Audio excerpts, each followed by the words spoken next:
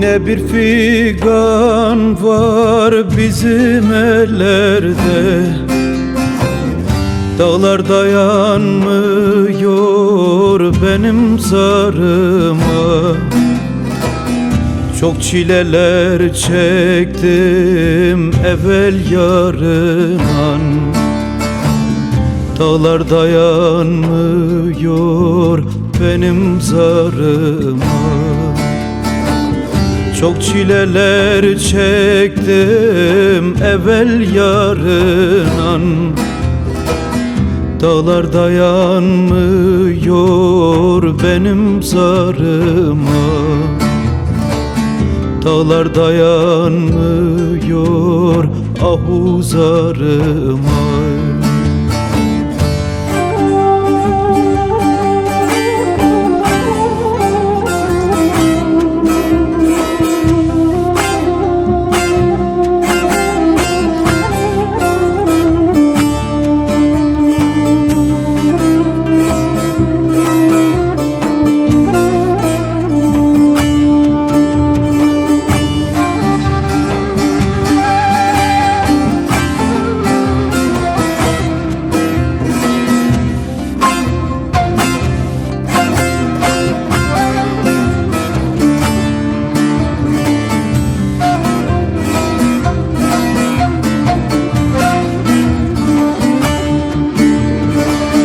Evelim boş idi, şimdi zehr oldu. Kapattı üstümü, neçe kar doldu. Üşüttü içimi de saramaz oldum. Dağlar dayanmıyor benim zarıma.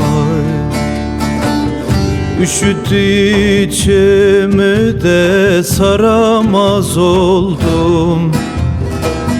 Dağlar dayanmıyor benim zarıma.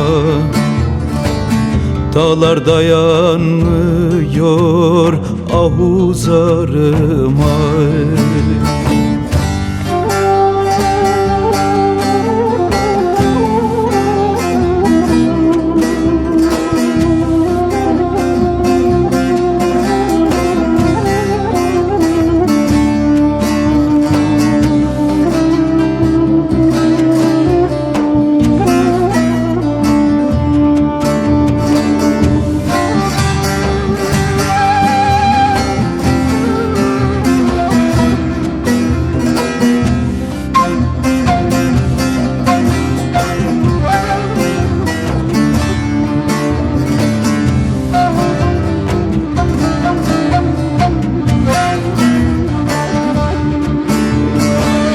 Gel ağlama alim, bugünler boşa.